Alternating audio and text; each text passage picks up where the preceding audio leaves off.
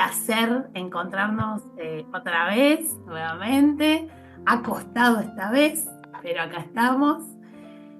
Usted siempre, nos gusta desde el Departamento de Comunicación, siempre reunirnos con usted porque nos ayuda a iluminar el tiempo presente. O sea, siempre para ver qué estamos, en qué corriente de vida nos inscribe Dios en este momento. Y ha sido a partir de la iniciativa del Papa Francisco que este año ha sido declarado el año de la oración como una forma de prepararnos para el jubileo del 2025 que vamos a vivir como iglesia el año que viene, ¿no? En este contexto, año de la oración, que queremos que sería bueno que fuera más que una proclama, ¿no? Que sea una realidad. Usted, junto a Pato Gago, han publicado un libro, La oración, un camino de encuentro. Que si por ahí alguien no sabe dónde lo puede conseguir, seguramente va a estar disponible en las librerías de los santuarios y después nos va a contar dónde. Bueno, bienvenido, padre, y nos cuenta. Muchas gracias, Soledad, una alegría poder estar de vuelta con usted y también con todos aquellos que de alguna manera están cercanos a todo nuestro mundo, al mundo de Schoenstatt, y también gente abierta a todo lo que el carisma del Padre José Kentenich nos regala. Sí, es verdad, la idea justamente de escribir algo sobre la oración nació de la sugerencia del Papa de que el año 2024 fuese un año de preparación al año jubilar. Una insinuación muy rica la que él nos daba. Hablaba de tener una escuela de oración, no simplemente un momento de oración, sino una escuela de oración. Y ahí, bueno, surgió la pregunta, conversando con Patricia Gago, si Schoenstatt tiene una escuela de oración, y buscamos, yo conozco más la literatura kentenichiana, pero el Pato también bastante, hallamos bastantes textos sobre el Padre y se nos ocurrió entonces escribir este libro que no solo hablase sobre la espiritualidad de lo que es la oración y una teología sobre la oración, realidades que ciertamente ya se ha escrito bastante sobre esto y se sigue escribiendo, sino sobre todo algo que nos permitiera ver una parte más como pedagógica, más cercana, más fácil, digamos así, para la gente. Yo he escrito bastantes libros sobre pedagogía y autoayuda, pero no había escrito nada sobre la oración y por eso me pareció que era un lindo desafío. Dijimos que tenía que ser un libro no demasiado largo, grande, porque los libros grandes por lo general hoy en día no se leen, o muy poca gente, mejor dicho, está dispuesta a leer. Por eso nos salió una cosa más o menos mixta. No es un libro tan corto como otros que he escrito, ni tampoco tan largo que se haga difícil, digamos, de leerlo. Eso fue la génesis, el origen propiamente dicho de lo que es este libro que con Patricia Gago escribimos este año. La primera pregunta que le hago se vincula un poco a esto que usted estaba diciendo, ¿no? Con respecto a la lectura, nos cuesta leer, pero también nos cuesta rezar, ¿no? Nos cuesta la oración. ¿Y por qué nos cuesta tanto? ¿Cuáles son los desafíos que nos presenta este tiempo que vivimos? Yo creo que la era digital en la cual nos encontramos, en la cual nos solemos mover, este mundo de la técnica que entretiene tanto a la gente, nos ha ido llevando cada vez más a orientarnos hacia algo que es exterior y no tanto algo interior. Nos gusta mucho jugar con los juguetes de la técnica, pero eso nos vuelca mucho más hacia un mundo exterior y no tanto hacia un mundo del interior. Creo que si bien es cierto, hay una realidad que es esta, ¿no? Del mundo digital. Sin embargo, hay también como una necesidad inconsciente de espiritualidad. Pero en realidad creo que también algo que dificulta es el hecho de que hay pocas escuelas propiamente dichas de la oración y nos parecía también a nosotros cuando conversábamos un poco este mismo tema con Patricia, que uno de los desafíos fuertes es sin duda el mundo en el cual la ausencia de Dios es tan fuerte. Una ausencia de Dios que Nietzsche ya lo definía con estas palabras tan fuertes: Dios ha muerto, tú y yo lo hemos matado, lo hemos asesinado. Por eso me pareció que esas dos cosas, en primer lugar, o tres, en primer lugar estamos en una era de lo digital, en segundo lugar estamos mucho más vueltos hacia las urgencias de las cosas exteriores, y en tercer lugar esta ausencia de lo divino influye para que en realidad el tema de la oración y el tema de la interioridad no sea un tema demasiado bien evaluado. Está de alguna manera discriminado dentro de los temas interesantes que muchas veces tenemos en la fe, ¿no? Sin embargo, cuando uno va metiéndose cada vez más en su propio mundo de Dios, en el mundo de Dios y en el mundo interior, empezamos a darnos cuenta que podemos estar tan llenos de Él que no lo extrañamos, y eso creo que es también algo muy bonito entender, de si tocamos este tema es porque en el fondo ya Él está latiendo en nuestro propio corazón. Empecemos por ahí un poco. ¿De qué hablamos cuando hablamos de oración? ¿Qué es la oración? La oración es el encuentro de dos amantes. El hombre que de alguna manera es alguien que está en permanente búsqueda, que está en permanente movimiento.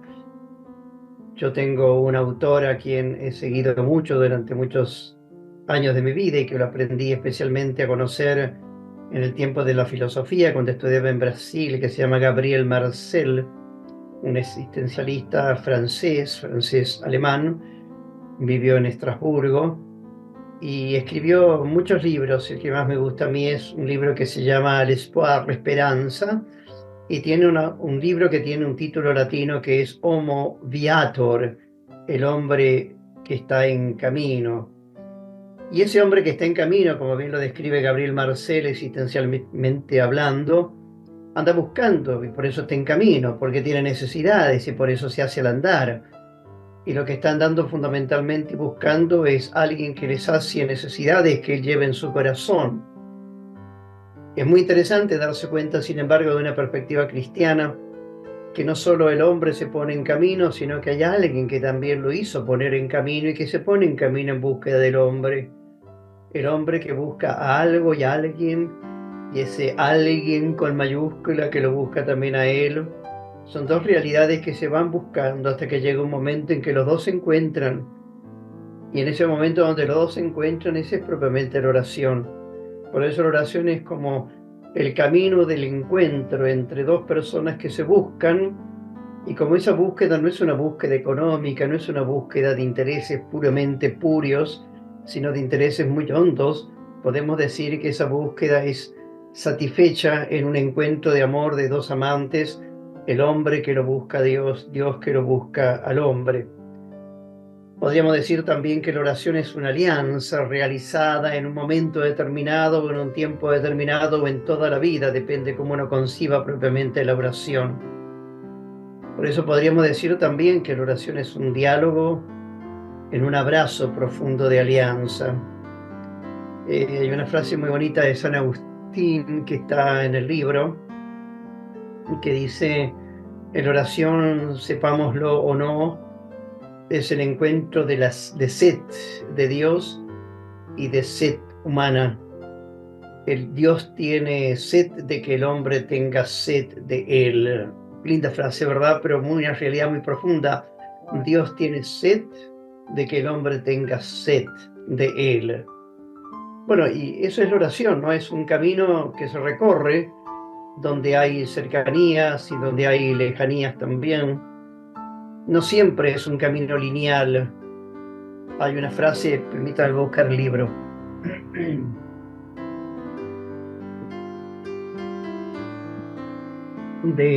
Hay una frase de una escritora maravillosa que es Simone Weil, donde ella escribe una experiencia. Ella es judía y tiene una experiencia muy honda de encuentro con Dios. Pero después de haber tenido ese encuentro profundo con Dios, siente de golpe que ese Dios la abandona que ese encuentro tan bonito y tan lindo que tuvieron, sin embargo, termina en un momento casi en una especie de aporía, de contradicción. Es como que hay una lejanía muy grande de ese ser que la buscó a ella y la encontró. Y lo describe Simone Weil en el libro que yo escribí, está en la página 22 y dice así, lo voy a leer si ustedes me permiten porque es un texto maravilloso. Dios se agota a través del infinito espesor del tiempo y del espacio para alcanzar el alma y seducirla. Si ésta se deja arrancar, aunque no sea más que lo que dura un soplo, un sentimiento puro y completo, entonces Dios se alza con su conquista. Y una vez que se ha convertido en algo completamente suyo, la abandona, la deja completamente sola. Y entonces le toca a ella, a la persona, al alma, atravesar, esta vez a tientas, el infinito espesor del tiempo y el espacio en busca de aquel a quien ama. De esa manera el alma vuelve a hacer en sentido inverso el viaje que Dios hizo hasta ella. Creo que es muy difícil escribir de forma mejor Precioso. que esto de Simone Weil, lo que es este encuentro y a veces este desencuentro para que el alma la siga buscando al alma, que el alma humana siga buscando el alma divina y una y otra vez volver a estrecharse en el espacio, en el tiempo, en la infinitud del ser, el abrazo maravilloso de dos seres que se aman, ¿no? Qué Y bueno, diferencia. completando este pensamiento de qué es la oración, diría yo que es una realidad en donde la inteligencia, pero sobre todo el corazón y la voluntad entera se ponen en camino. No es una cosa meramente ideológica, intelectual, es algo tan existencial que toda la persona esté en juicio y en camino de esta búsqueda, de este abrazo de alianza. Hermosas definiciones. No sé, mientras usted las iba diciendo, pienso que nada más diferente a, o sea, esta experiencia total del ser humano en el encuentro con Dios, una experiencia vinculada, una experiencia que nos toma por completo, es todo lo contrario a esa imagen de, no sé, de desgranar mecánicamente palabras una tras de otra, arrodillados sobre maíz, ¿no? Qué diferencia, que no es tan mal, pero digo, el punto sería, bueno, encontrar este sentido a la oración, ¿no? Este sentido profundo.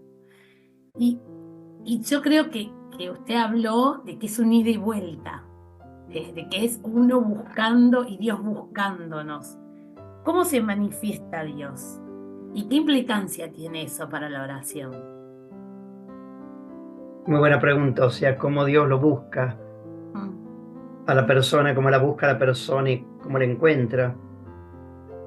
Dios se manifiesta de muchas formas. Kentenich suele decir, el padre fundador de Schoenstatt suele decir de que Dios se manifiesta en la inspiración del alma. Las inspiraciones profundas del corazón son formas como Dios va llegando al corazón humano. Pero también se manifiesta en los sacramentos, se manifiesta también en la palabra, en la Biblia. Pero también se manifiesta fundamentalmente en el día cotidiano, en los acontecimientos de la vida.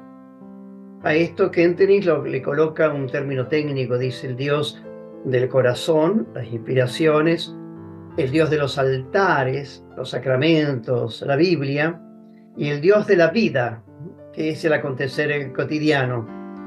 Él personalmente le daba mucha importancia, y yo creo que nosotros hoy en día especialmente deberíamos darle mucha importancia a este Dios de la vida. ¿Qué significa esto? Y entender que la tela del encuentro es propiamente la vida y que la vida es una tela en la cual uno puede encontrarse con ese Dios, ¿no? Encontrarse, por ejemplo, con personas que nos traen la cercanía divina, la alegría, encontrarse con acontecimientos que son buenos, que son tristes, que son amargos, como el que estamos viviendo en este día, en estos tiempos en Argentina, donde Dios se manifiesta en un saludo de una persona que de golpe me manda un mail o me manda un mensajito, a través de un acontecimiento que a veces puede ser también difícil. Habíamos planificado hacer algo y de golpe no resulta por X o determinada causa. La vida es como una especie de camino en donde hay señales, y uno es una especie como de Boy Scout que va andando por esa selva, por ese monte, donde hay señalizaciones del camino. En esas señalizaciones nos van hablando hacia dónde debemos dirigirnos, en última instancia al corazón de Dios. Por eso el Dios de la vida es el Dios más rico, porque se manifiesta permanentemente en el encuentro cuando uno lo empieza a interpretar. En la terminología kentenigiana y de John Stott se habla también de la fe práctica en la divina providencia, que consiste en descubrirlo a Dios en los acontecimientos justamente de la vida, en las personas, etcétera, en las puertas que se abren, en las puertas que se cierran. La oración es hacer de esos hechos oración, hacer de esos hechos momento de encuentro y no solamente una elucubración intelectual de qué es lo que nos puede estar diciendo Dios, qué nos puede estar sugiriendo Dios. La pregunta maravillosa del ¿para qué esto que está sucediendo? Quizás sucede esto para que recemos más, sucede esto para que confiemos más, sucede esto para que tengamos una mayor libertad interior frente a los planes que uno muchas veces diseña y tiene. Pero hacer de eso oración es algo maravilloso, porque le quitamos entonces no solamente un sentido, el para qué, sino que lo hacemos oración, un modo de reencuentro profundo con el Dios.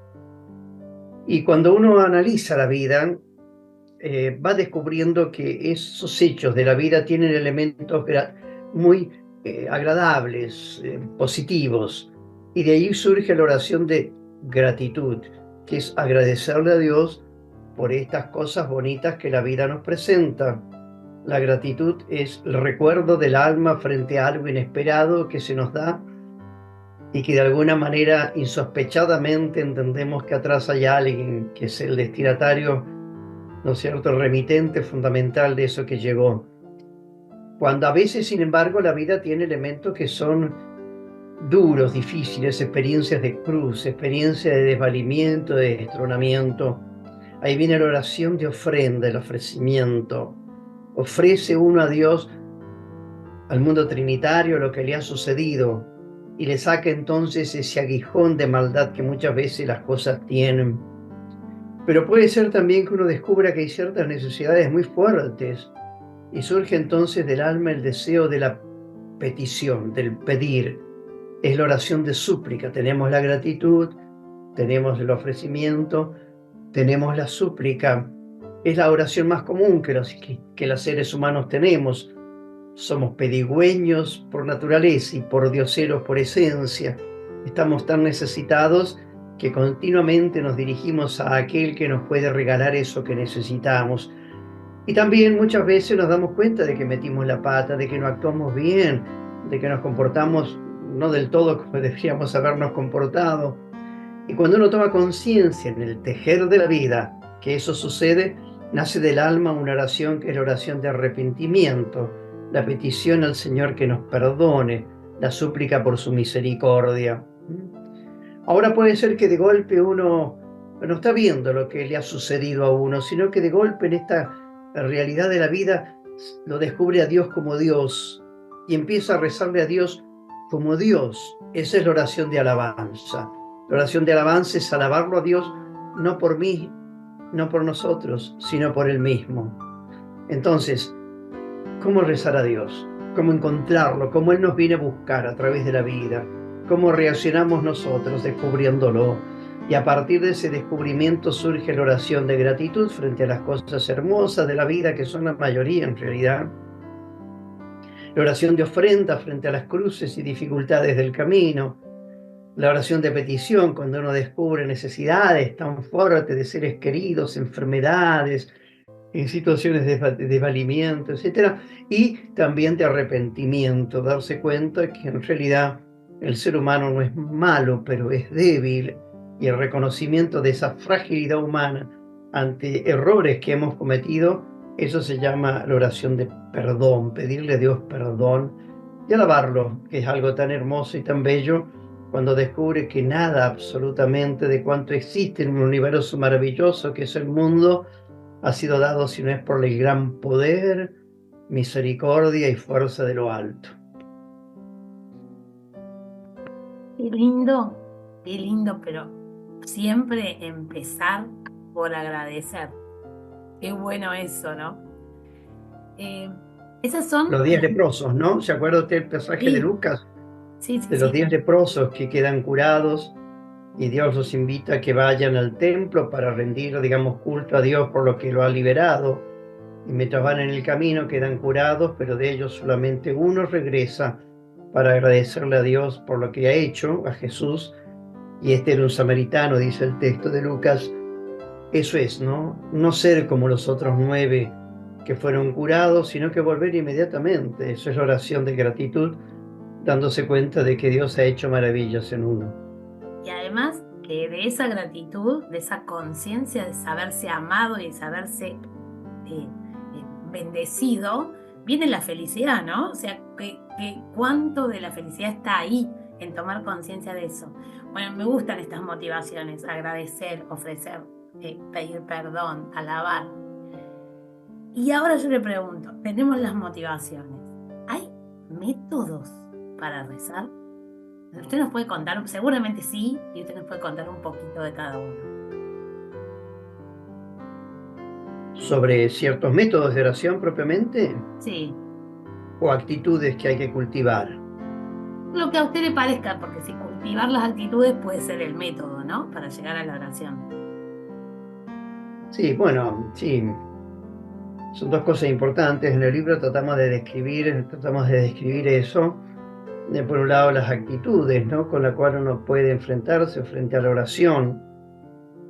Yo creo que una actitud importante es la humildad. Parece como muy evidente, pero no lo es. Solo reza aquel que es humilde. El soberbio no tiene necesidad ni del otro, ni del otro, con mayúscula. Por eso la humildad es el reconocimiento de nuestras propias fragilidades, es la experiencia de nuestros desvalimientos, aquella realidad de vulnerabilidad que hace a nuestra vida. Por eso la humildad, que significa humus, viene de humus, latín, que significa tierra. El saberse tierra es parte fundamental para rezar en serio, ¿no? El Evangelio tiene pasajes muy bonitos cuando, por ejemplo, está Jesús sentado cerca del templo y ve que viene un hombre, ¿no es cierto?, y reza soberbiamente, y viene luego una viuda, un pecador que se pone atrás a rezar.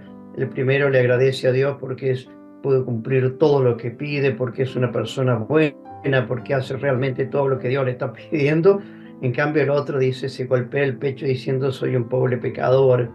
Bueno, son las dos actitudes, el soberbio y el humilde. La confianza es una segunda actitud importante. Para rezar hay que tener mucha confianza.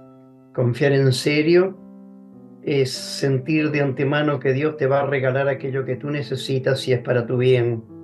El pasaje evangélico de la hija de Jairo, por ejemplo, que está muy enferma y Jairo va a pedirle a Dios, a Jesús, que cure la hija, y lo hace con tanta fe, con tanta intensidad. O por ejemplo la hemorroísa que toca el manto de Jesús, tu fe te ha salvado. Tantos milagros que Jesús hace en virtud de la fe. Eso se llama confianza, confiar, fiarse de él, ¿no? La confianza es fundamental. Luego también hay una actitud básica y fundamental que es, y nos cuesta a nosotros, a mí por lo menos me cuesta muchas veces, que es la perseverancia, ser constante en la oración.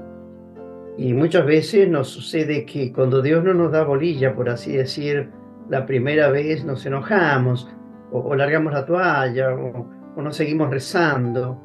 Aquí me sirve mucho una frase de Santo Tomás que dice, Dios escucha a la persona a veces la primera vez, a veces la segunda, a veces la tercera. Lo que está diciendo es que hay que rezar con perseverancia y no cansarse. Y saber de que quizás es una actitud fundamental, la sensatez, que a veces uno pide cosas que no son buenas para nosotros, pedimos milagros que no son buenos para nosotros, y a veces la sensatez en el pedido es parte fundamental de la oración, ¿verdad? Y bueno, y en el libro yo coloco también una parte importante que es el compromiso. Yo creo que uno tiene que rezar, pero al mismo tiempo tiene que comprometerse con aquello que está rezando. De nada valdría rezar por la paz si uno no se compromete por la paz. De pedir por la honestidad en nuestra patria en estos días, si nosotros no nos comprometemos con ser honestos, si no pedimos de que haya mucha más moralidad en el comportamiento humano, si nosotros en primer lugar no lo estamos ejerciendo. Por eso el hecho del compromiso como elemento fundamental de la oración es algo central como actitud, ¿no es cierto?, para poder entonces rezar. Suponiendo que uno tiene esta humildad, suponiendo que uno tiene esta confianza y suponiendo que uno tiene esta perseverancia y también sensatez en la oración y también compromiso, ¿no? Lo que muchas veces decimos a Dios rogando y con el mazo dando, o en la oración típica en el antipendio de muchos santuarios, la partecita de adelante de muchos santuarios de Schoenstatt, encontramos en ese antipendio las palabras nada sin ti, nada sin nosotros. Eso es, ¿no? O sea, en la medida en que yo pido nada sin ti, Madre, me comprometo yo también, nada sin mí, nada sin nosotros, ¿no? Bueno, en base a eso entonces van surgiendo diversos tipos de oración. La oración más bonita, digamos así, es la oración de contemplación, que es tratar en cierto modo de imaginarse una escena bíblica y tratar de meditarla, como nos indica Ignacio de Loyola, dejando, por así decir, a la platea y subiéndose al escenario, mirar, oír, tocar, tener el olfato, saborear las cosas de aquello que está sucediendo. Podemos tomar, por ejemplo, las bodas de Caná, o podemos tomar el buen samaritano. Imaginarse entonces en la boda de Caná esa escena donde está la Virgen, está Jesús, están los discípulos, están los novios, está la fiesta, está la milonga, y de golpe que se acaba el vino prácticamente, y entonces nos podemos, cerrando los ojos, metiéndonos totalmente en esta escena bíblica de las bodas de Caná, a revivir ese momento donde la Virgen le dice a Jesús, no tienen vino, y le dice a los sirvientes, hagan lo que Él les diga, y la respuesta de Jesús, no ha llegado mi hora todavía, no me molestes. Y sin embargo la alegría, digamos así, del maestresala y luego también del novio, al darse cuenta que el mejor vino había quedado para el final y no justamente para el comienzo. Y como los discípulos creyeron en Jesús, como dice el texto bíblico de Juan 2, y Jesús pudo lograr entonces, por la petición de su madre, ese milagro, ¿no? O el samaritano, imaginarse que uno lo ve, si sube de vuelta al escenario, está en el momento concreto, ve cómo pasa el sacerdote, el levita, cómo viene el samaritano, escucha, ve cómo el hombre, digamos así, le coloca aceite y vino en sus heridas, cómo lo lleva a su cabalgadura y se va, digamos así, a la taberna para encargarle al hombre que realmente lo cuide, y vivir eso con intensidad y luego aplicarlo a la propia vida. De tal manera, quizás yo soy el samaritano que puede ayudar a otros, pero también soy muchas veces como ese hombre que cayó en medio del camino entre Jerusalén y Jericó, y puedo entender de que hay personas que realmente me han llevado a la iglesia, a esa mesón, digamos así, donde yo soy curado y salvado de mí. Y ver entonces de que hay personas, y sobre todo Jesús y la Mater, la Virgen María, que me curan, que me sanan, que me regalan, digamos así, de vuelta a la salud, que son los grandes samaritanos de la historia, porque Jesús es el gran samaritano de la historia. Y así, eso se llama la oración de contemplación. Y yo suelo recomendar que cada persona, en el caso de los matrimonios, que cada matrimonio tenga, por ejemplo, 6, 7, 10 imágenes bíblicas, escenas sobre todo del Nuevo Testamento, que quiere especialmente, que admira, y que entonces lo tome como motivo de contemplación. Una oración de contemplación es sumarse en ese momento histórico, revivirlo como si fuese hoy, sentir lo mismo que sintió Jesús o las personas en ese momento y hacer de eso una verdadera oración. Bueno, también está lo que mencionábamos, ¿no es cierto?, la oración de la vida, que ya mencionamos recién, y está la oración de quietud, que es una oración muy bonita, muy honda. La oración de quietud es una oración donde no hay tantas palabras, donde hay una mirada y una contemplación en la mirada. Yo te miro, tú me miras, diría Teresa de Jesús, ¿no? De esta escena también que cuenta el Padre en la santificación de la vida diaria, en el libro, el Padre Kentenich, de este hombre que llega a una iglesia, el sacristán lo ve y le empieza no se pregunta qué quiere hacer, y este hombre va al primer banco y se siente, pasa 1 hora y pasa 2 horas, y el sacristán está nervioso, lo va a buscar y le dice: Señor, ¿qué está haciendo usted? Y el hombre le responde: lo estoy mirando y él me está mirando. La oración de quietud es algo muy bonito. Uno baja de nivel, se imagina la persona de Dios o la persona de la Virgen o la persona de Jesús, y entonces en esa contemplación hay un intercambio de miradas. A veces uno puede también en esa contemplación comentarle algo a la Virgen o a Dios, un santo con quien tú estás teniendo esta oración de quietud, algo que te está alegrando y algo que te está perturbando. Y lo sabes escuchar. Entonces no solo es una oración de mirada, sino que es una oración de escucha. Él te escucha y tú lo escuchas. Y en ese intercambio de oración de quietud uno puede pasar, qué sé yo, un tiempo generoso de oración. No obstante, y con eso redondeo el pensamiento, para el hombre normal, el que está en el trabajo, para cada uno de nosotros, en realidad, que no somos monjes, que no somos los que estamos en una eremita, digamos así, meditando y viviendo la vida como eremitas, como contemplativos puros, nos es muy difícil esto, ¿no? Entonces ahí viene una experiencia, una oración, que es la oración de la jaculatoria. El libro que yo recomiendo leer mucho, que se llama El Diario del Peregrino Ruso.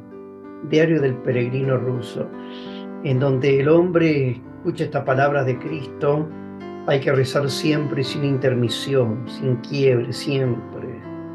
Y es tan fuerte eso que él empieza a buscar cómo hacerlo, porque tiene muchas ocupaciones, y va buscando personas sabias, una respuesta, hasta que se encuentra con un starets, un contemplativo, un sabio del mundo, digamos así, oriental, y él le dice: si tú haces una jaculatoria, y le enseña la jaculatoria de la Iglesia Oriental: Señor Jesucristo, Hijo de Dios vivo, ten piedad de mí. Señor Jesús, Hijo de Dios vivo, ten piedad de mí. Y le empieza a compasar esto también con la respiración, la aspiración y la expiración. Empieza a darse una jaculatoria y la persona está permanentemente en contacto con Dios, sin tener que dejar las cosas que está haciendo. Está cocinando, está trabajando, está manejando, está haciendo tal o cual cosa, está comprando algo, está conversando con alguien, está escuchando algo, alguien, y algo puede estar perfectamente haciendo la oración, esta, la jaculatoria. Y es bueno que uno tenga su propia jaculatoria. Kentenich, en el campo de concentración, tenía la jaculatoria: Madre, salúdame. Jesús, bendíceme. Madre, salúdame. Se imaginaba que la Virgen lo visitaba a él, y entonces él se sentía saludado por María. Madre, salúdame. Y qué bonito eso, ¿no? Y permanentemente en el campo de concentración lo recitaba eso, ¿no? Mutter, grüß mich. Madre, salúdame. Y qué bueno tener entonces. Teresa de Jesús tenía la oración al comienzo, sobre todo en momentos, la compone en momentos de mucho desvalimiento: nada te turbe, nada te inquiete, quien a Dios tiene, nada le falta, solo Dios basta. Nada te inquieta. Después hace una oración mucho más larga, la poesía, pero sobre todo el comienzo y el final eran ejaculatorias de ella. nada te turbe, nada te inquiete, que nadie Dios tiene, nada le falta, solo Dios basta.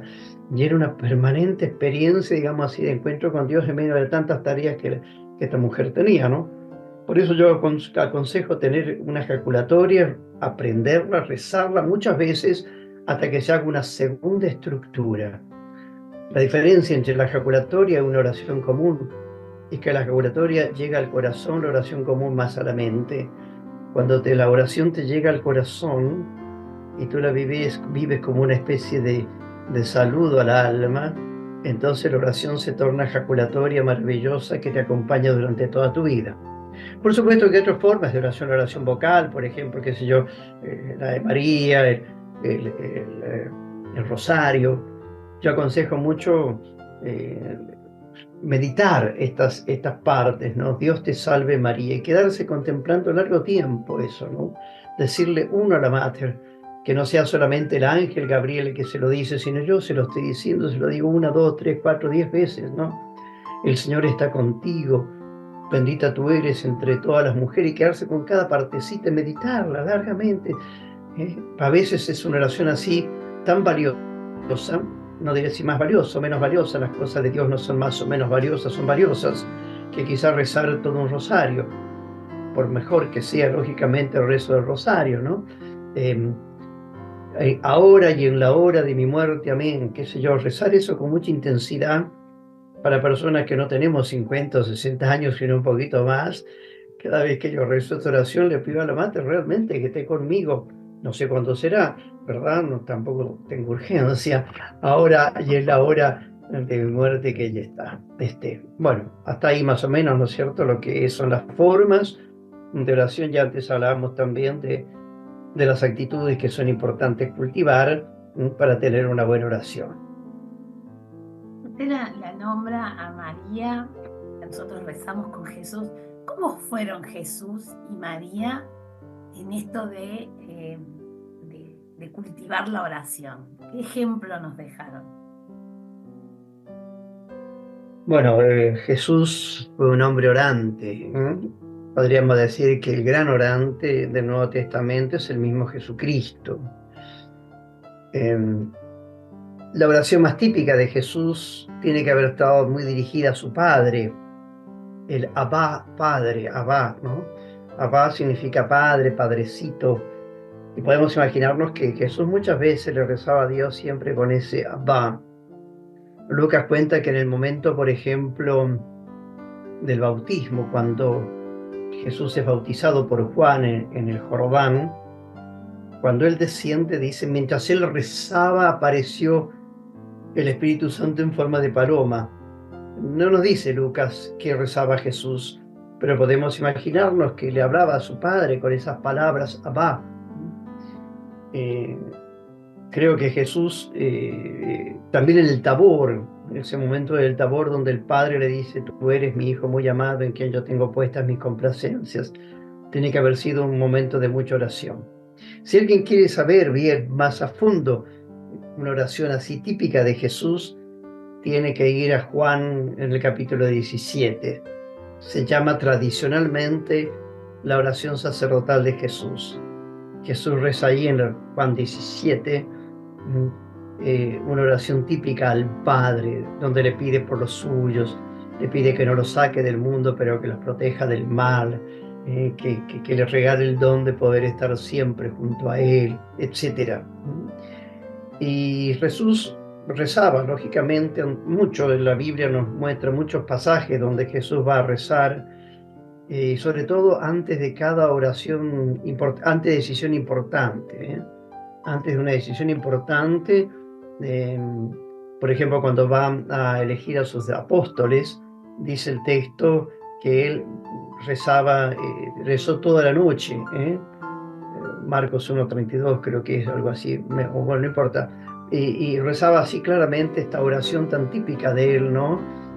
Toda la noche, cuando tenía una decisión importante, no era una decisión que tomaba él, digamos así, de la pura racionalidad, sino que lo consultaba, lo preguntaba, lo inquiría al Padre para que él le dijera, digamos, que lo que tenía que hacer. Y tiene que haber sido tan fuerte como Jesús oraba, que los mismos discípulos, eso sí lo narra Lucas en el capítulo 11:1, o Mateo 1, Mateo 11, donde le preguntan los discípulos a Jesús: Señor, enséñanos a orar, y bueno, y Jesús les enseña la oración que nosotros rezamos tantas veces, que es el Padre Nuestro.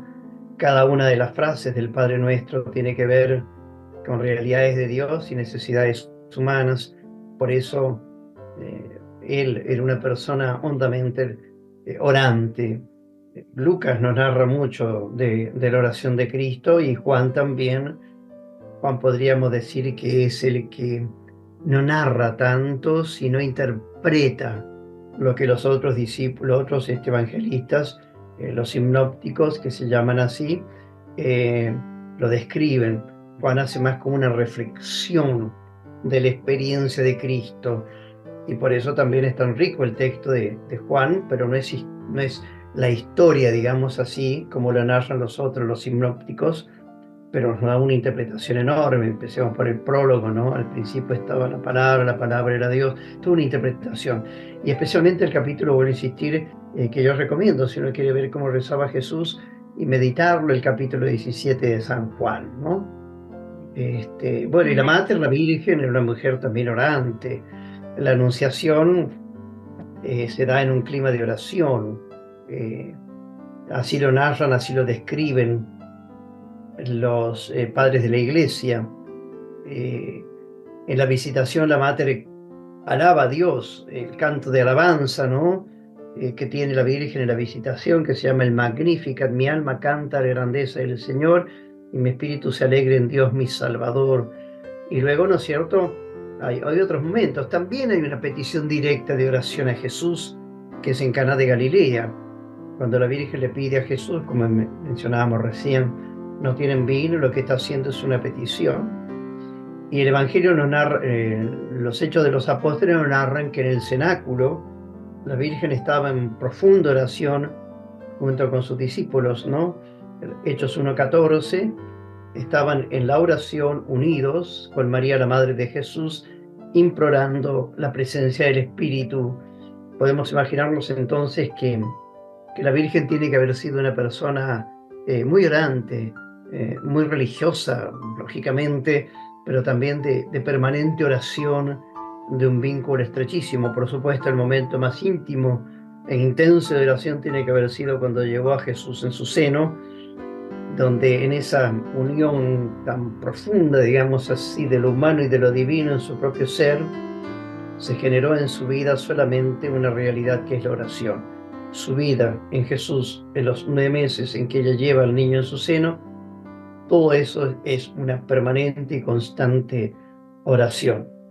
Por eso siempre es lindo ir al Evangelio y ver cómo la Virgen y cómo Jesús eran personas de mucha oración.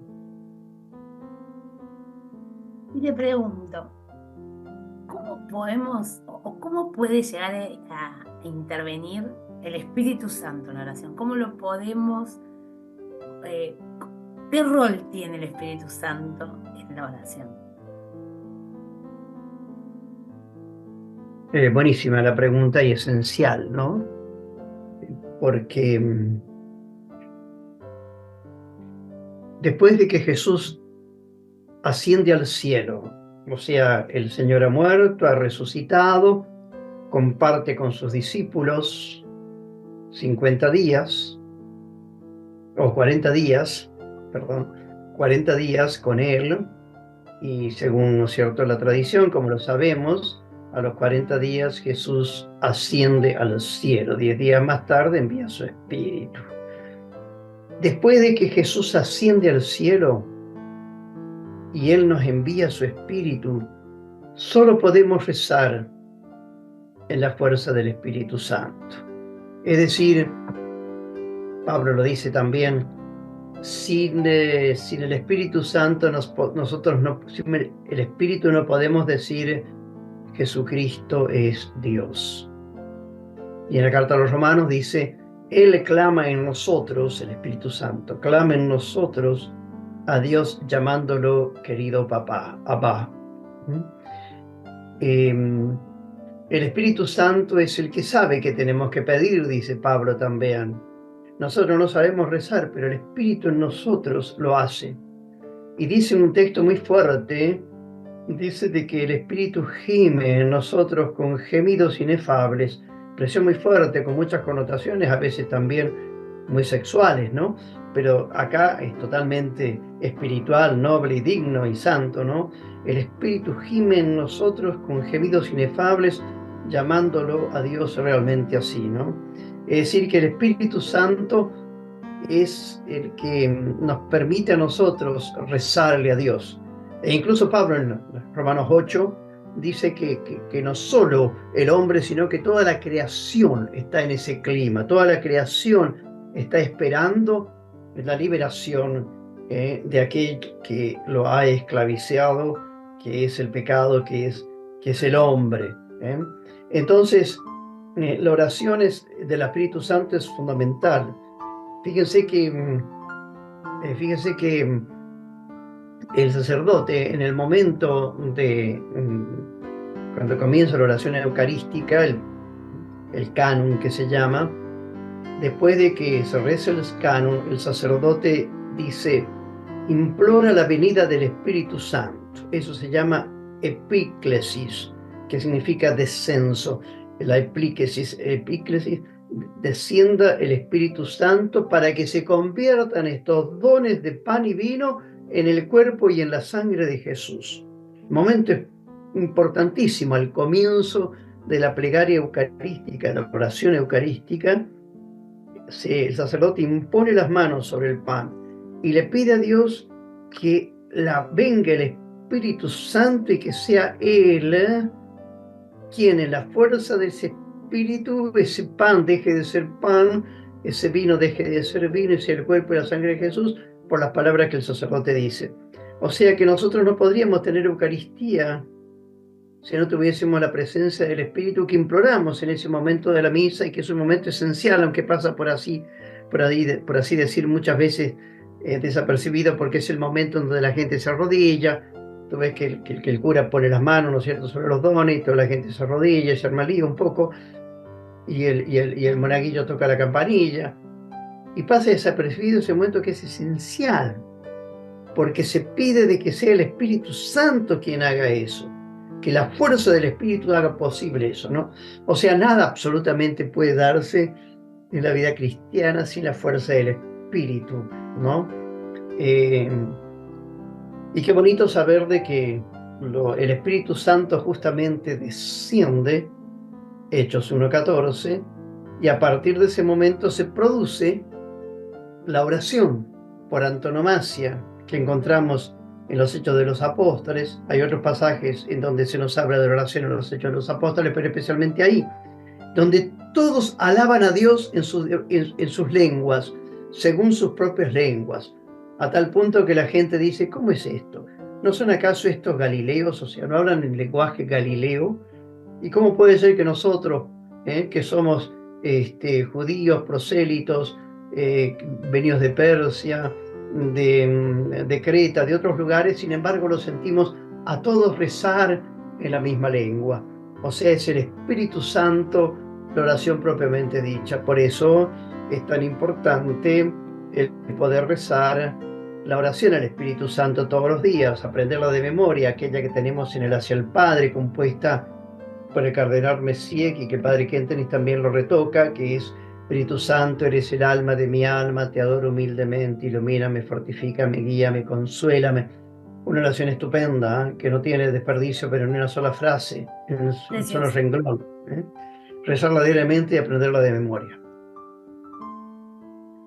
Vamos por ahí. Aprenderla de memoria ya se complica, pero rezarla lo más frecuentemente sí. Bueno, Padre, le agradecemos muchísimo todo lo que hemos hablado hoy. Quiera Dios que esto redunde en que muchos de nosotros podamos regalarnos esta posibilidad de oración. Ya no se trata de ponernos a rezar como una obligación, sino ofrecérnosla a nosotros mismos como un regalo.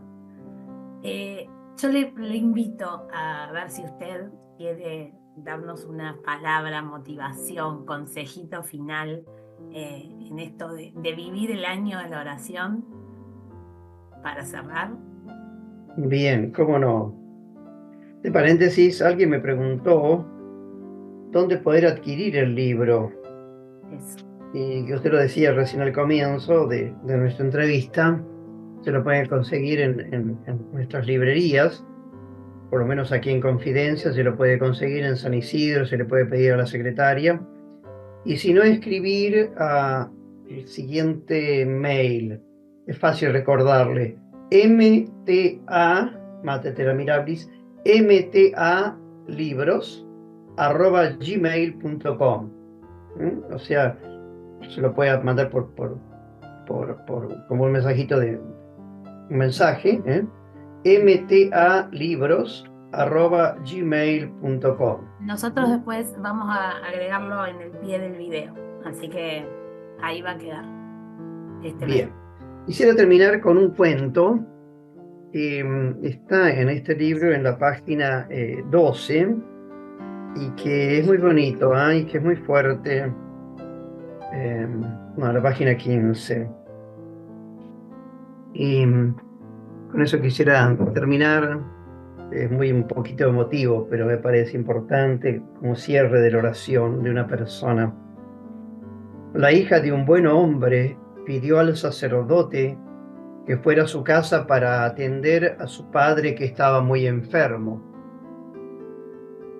Cuando el sacerdote llegó a la habitación de José, lo encontró en su cama con la cabeza calzada por un par de almohadas.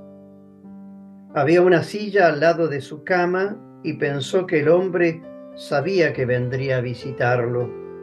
Supongo que me estaba esperando, ¿verdad? No, padre, no sabía que vendría a visitarme. Entonces me equivoqué. Cuando vi la silla vacía al lado de la cama, supuse que usted sabía que yo vendría a verlo. Sí, la silla, dijo pensativo el hombre enfermo. ¿Le importaría cerrar la puerta, padre? Sabe, padre, me he pasado toda mi vida sin saber cómo se debe rezar. Cuando he estado en la iglesia he escuchado que se debe orar y los beneficios que trae, pero siempre esto de las oraciones me entró por un oído y me salió por el otro, pues no tengo idea de cómo hacerlo. Por este motivo durante mucho tiempo la abandoné por completo. Conversando con mi mejor amigo me dijo, José, esto de la oración es fácil. Se trata de tener una conversación con Jesús, como la que tenemos nosotros. Además, te sugiero que lo hagas como yo. Sentate en un sillón y coloca otra silla vacía enfrente. Luego, con fe, miras a Jesús sentado delante tuyo. No es algo alocado, pues Él nos dijo, yo estaré siempre con ustedes. Lo hice una vez y me gustó tanto que lo he seguido haciendo unas 2 horas diarias desde entonces. Siempre tengo cuidado de que no me vaya a ver mi hija, pues me internaría inmediatamente en el manicomio. El sacerdote se emocionó al escucharlo y le dijo que era muy bueno lo que estaba haciendo y lo animó a continuar con esa práctica. José se confesó, recibió la unción y la Eucaristía. 2 días después, la hija de José llamó al sacerdote para decirle que su padre había fallecido. El sacerdote le preguntó, ¿falleció en paz? Sí, cuando estaba por salir de la casa, eso de las 2 de la tarde, de pronto me dijo que me quería y me dio un beso. Cuando regresé de hacer las compras, 1 hora más tarde, lo encontré muerto. Pero hubo algo que me extrañó un poco, no sé bien por qué, pero se ve que hizo un cierto esfuerzo por acercarse a la silla que estaba al lado de su cama. Lo encontré con su cabeza apoyada en ella. ¿Qué cree usted que pueda significar esto? El sacerdote tuvo que esperar un poco a que se le pasara la emoción y con palabras entrecortadas dijo, ojalá todos pudiéramos morir de esta manera. Creo que es un ejemplo histórico, bonito, hermoso, de cómo la oración en Jesús nos trae la plenitud de la vida.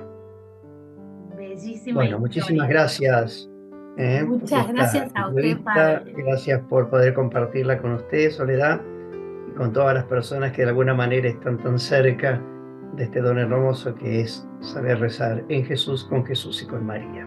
Muchas gracias. Muchas gracias a usted y bueno, hasta la próxima. El año que viene lo esperamos con un libro sobre el jubileo, ¿no? Bueno, Ojalá. muchísimas gracias, padre. Igualmente, Nos estamos hasta pronto. encontrando pronto.